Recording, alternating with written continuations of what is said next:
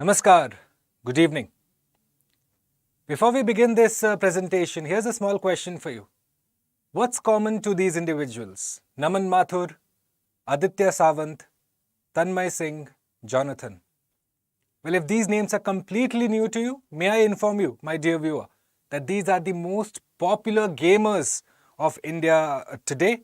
Individuals whose fan following exceeds that of the biggest celebrities that you might know, whose live watching exceeds that of any major news portal, major news agency across the world, and whose monthly salaries exceeds more than you can possibly imagine.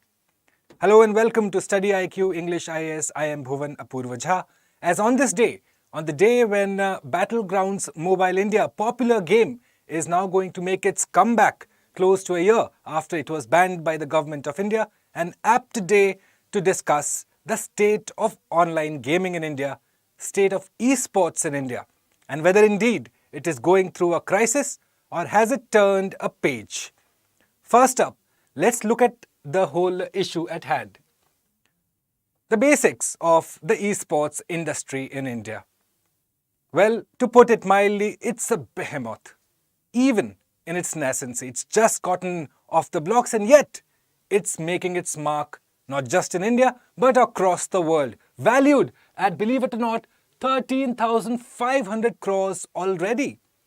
It is expected to touch 10 billion US dollars by the year 2028. Lots of money to make in the Indian gaming scene. At present, the country boasts of close to 400 million gamers, partly due to the fact that, well, we have cheap data plans, cheap phones. At the same time, post the coronavirus pandemic, we have had an increased screen time. Also the fact that UPI, Unified Payments Interface, is now going global. All of these put together has served to put Indian gaming on the world map. Going forward, let's try and understand the different types of games. Now, all of you must have played some of these games or all of these games at one time or the other. So you have the smaller games, the casual games, games that probably our parents would play, or probably our grandparents would play. Thereafter, you have the AA level games, which are essentially made with middle budget, not a lot of publicity, but a lot of word of the mouth publicity goes around. And then finally, you have the AAA games, which are made by the major production houses, major budgets, major publicity. All of these are enjoyed individually and as a community to an extent by everyone who plays. So, once we move forward, we will understand what exactly is the issue now. Why is it that certain games have been banned in the past? Why is it that certain games have been re-christened or refashioned to Indian tastes? What's the whole concept? What's the whole argument about? Firstly, please understand that gaming in India is a state subject. It's the responsibility of the states. Now, historically, when you look at it, gaming has been considered at par with betting and horse racing. Now, that is essentially comes down to the fact that we owe the origin to an ancient act, Public Gaming Act of 1867. No internet, no PUBG, no FIFA, no Dota, and yet we follow that particular law up until this date. And the whole conversation comes down to the fact whether a particular game is a game of skill or a game of chance. That's how the courts are interpreting it when it comes to particular game being banned or being unbanned. So let's try and delve deep into that now. What exactly is a game of skill? Well, a game of skill is one where you use your knowledge, your attention, your training, your experience and your adroitness to get a positive result. Whereas a game of chance is simply based on your luck. Now that has been interpreted by various courts across the country, from Kerala High Court to Maharashtra High Court. All of them have interpreted it in their own manner. Which leads us to the next problem, now that we have the problem of no uniform interpretation. What exactly is a game of skill? Is poker a game of skill or a game of chance? Is roulette a game of skill or a game of chance? Is a first-person shooter game, for example BGMI, is it a game of skill or a game of chance? All of these have led to the question now as to that demarcation needs to be crystal clear if you are going to take policy decisions to ban or to unban a particular game.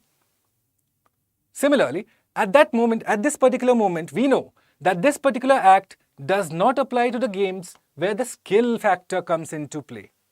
So if you are using your skill, voice proximity chat, voice chat, whatever be it, footsteps, non-footsteps, all of that come together as game of skill. You are having to apply your brain, apply your oral senses to understand and go forward in the game. Whereas, when you are playing against a particular player, it is often interpreted as a game of skill. Well, the other person has a skill too. You both are playing a game of skill there.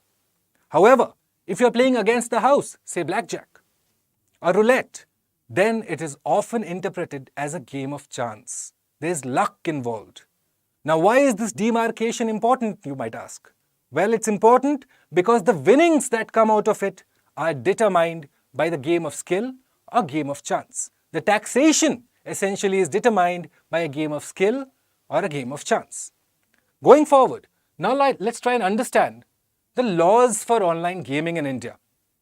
Now, most recently in April 2022, the Ministry of Electronics and Information Technology, it released a set of rules to basically control and regulate online gaming in India. Now, before that, let me inform you that under the IT Act, Section 194B, 30% of your winnings exceeding rupees 10,000 were to be taxed at 30%. Now, how was this being misused? Well, the breakup was that if you have won, say, 80,000, you are going to break it into 8 parts to escape this 30%. Now, that was taken care of in this year's budget. The Honorable Finance Minister said, well, that 10,000 limit is gone. It's blanket 30% tax on your net winnings. The net winnings essentially, if you have paid 100 rupees and if you win, say, 1,000 rupees out of a particular game, well, what is your net winnings? 900 rupees, which means you will be taxed on that. However, the winnings, the definition of winnings is yet to be formulated and put in the public circulation, which again leads to this confusion. What's the amount that you will be taxed? Whether again it's a game of skill, whether again it's a game of chance. All of this put together has created a situation wherein now we are treating games as malified. We are treating games with a bad intention. That does not augur well for us. Why? We'll discuss this in the coming few moments. Going forward, let's try and understand now what the challenges are with the Indian gaming community or the Indian gaming industry. Number one, the temptation to overtax this sector. The Honorable Prime Minister in his Mann Ki Baat in August 2020 had said that gaming is a sunrise industry. It's got a scope for massive expansion. Obviously, it's at its nascency now, which means the temptation to overtax this particular sector might come, which needs to be avoided. The GST Council had said that 28% GST will be levied on winnings from games. Now that is again, that decision is pending in front of the GST Council. However, if that happens, you can understand that GST 28%, 30% of your winnings, essentially you are left with close to 42% only. Same time, you also need to factor in the effective enforcement of intellectual property rights. Now, most of these games, most of this content that is created on various platforms, well, it often gets plagiarized. So, is there an effective mechanism for dispute resolution, especially when you factor in our overburdened judiciary? Is an immediate and effective judicial remedy available if someone's trademark or copyright or content has been plagiarized?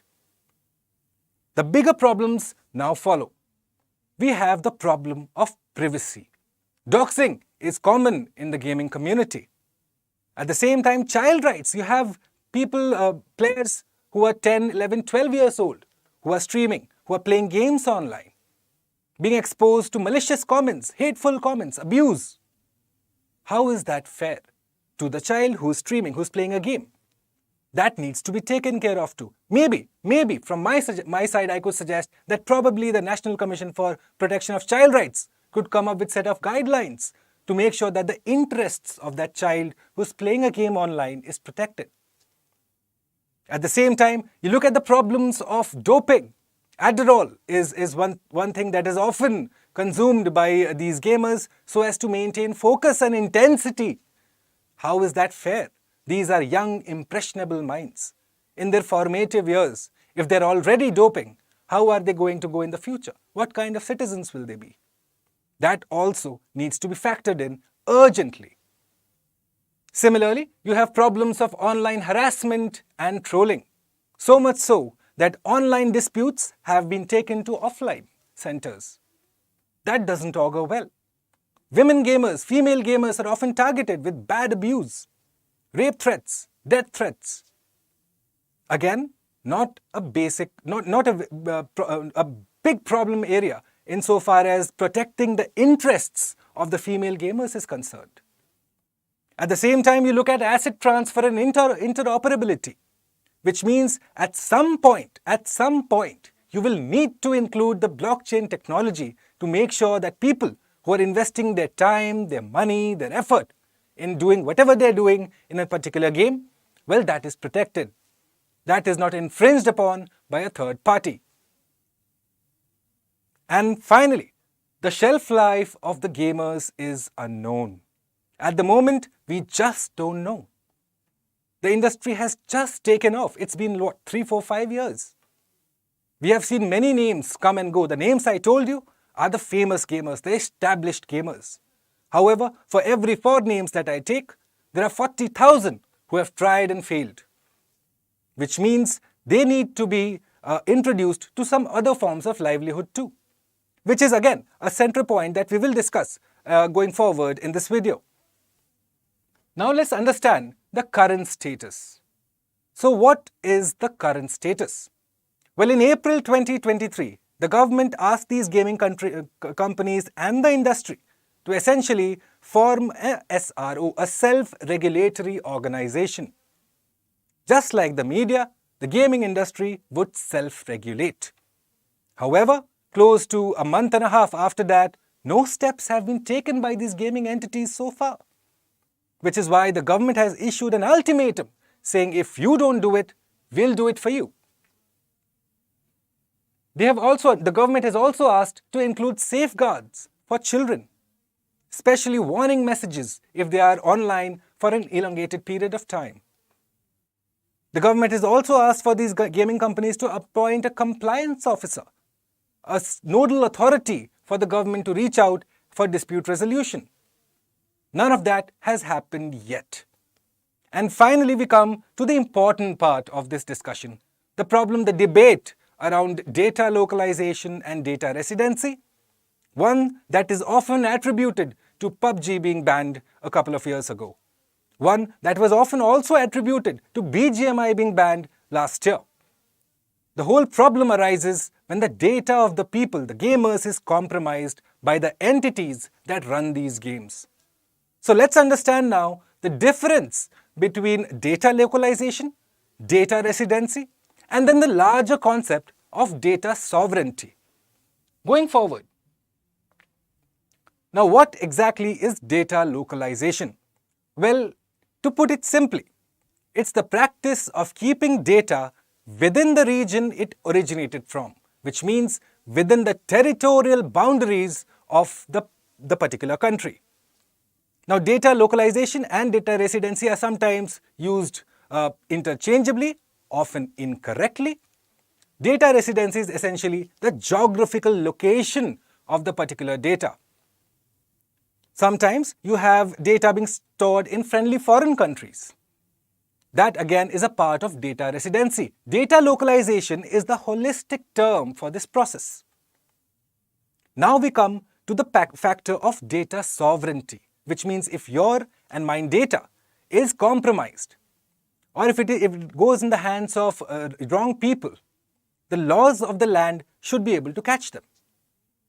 Which means our data is essentially governed by the laws of the land that we belong to, that we belong in. So, data localization is the action of complying with data residency requirements, whereas data sovereignty is essentially to do with the laws. whether those laws will be applicable to the data that is so produced. Now that we have understood these intricate differences and details, difference between game of chance and game of skill, data localization versus data residency, let's go forward very quickly and try and understand why the Indian gaming community is important. Even though I've painted a doom and gloom picture for you that so much is wrong with the Indian gaming community, however, it still is of utmost importance. Why? First, it leads to the creation of an ecosystem where young people express themselves. Young people are able to become the best version of themselves with the skill set that they have. It's incumbent upon you and I both to empower them to become the best version of themselves. For that, you need a gaming ecosystem be created. Not just individual gamers, but also support from the industry, also support from businesses, and also, more importantly, support from the government. You also look at revenue generation capabilities. Like I told you, the take-home pay of these famous gamers exceeds our imagination. Probably is more than what a consultant at a Big Four probably would be making. Imagine that. They get paid 6-figure, 7-figure sums for playing games. Now that obviously leads to increase in revenue for the government also. Why? Because obviously taxation is involved. How can you stifle and kill an industry that is growing and growing fast? Finally, skilling of youth, as I told you, content creation is the order of the day. It's the new fad in town. Everyone is a content creator. And it's not a bad thing. Why? Because people are expressing themselves. They are learning skills of scripting, editing, voicing. All of these are life skills that will help them eventually, if not on the platform they are seeking success in. Why kill it again?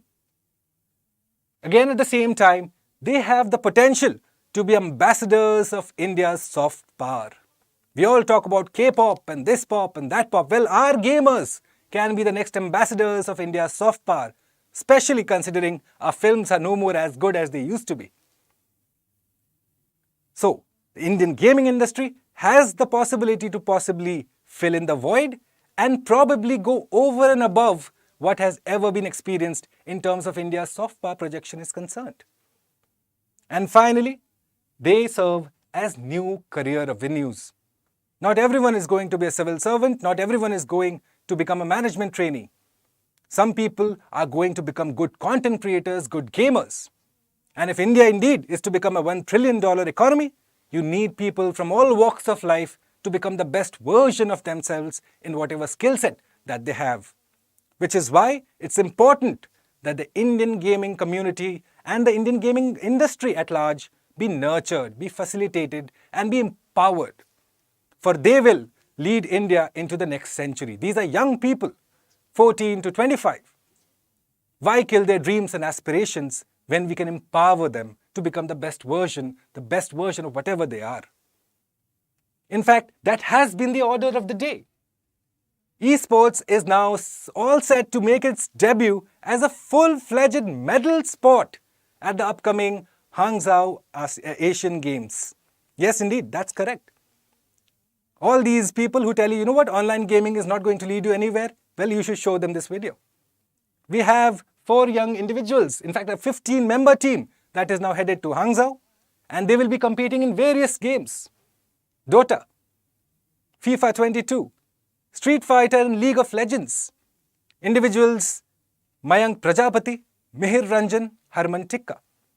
They are going to be donning the Indian jersey and playing against competitive teams from across the globe. Which is why it's again important that this industry be nurtured. It's a competitive industry, it's a cutthroat industry. Like I told you, for every 4 individual gamers who have made it in the big league, there must be 4 lakh who didn't. But again, it's incumbent upon us to give our full-fledged support to these individuals, for they will be representing the nation in a competitive tournament. Which is why it is being termed that this particular moment of Indian athletes, Indian esports athletes now going to Hangzhou Asian Games is going to become a pivotal moment in the history of Indian esports. Which is why May I ask you, may I implore you, my dear viewer, that support our guys, our girls. For the day is not far when these individuals will knock off the current dominant force in the gaming industry very soon. That brings to the conclusion this short presentation that I had on Indian gaming industry on a day when a popular game has been unbanned by the government of India. But before I let you go, my dear viewer, may I please request you that if you did enjoy this particular video, well, I do make a lot of content insofar as current affairs is concerned. Do check them out and let me know if you enjoyed it. And I will see you again tomorrow, same time at 9 p.m. with another topic of interest, another topic of world interest, national interest, and we will look at it from the Indian perspective.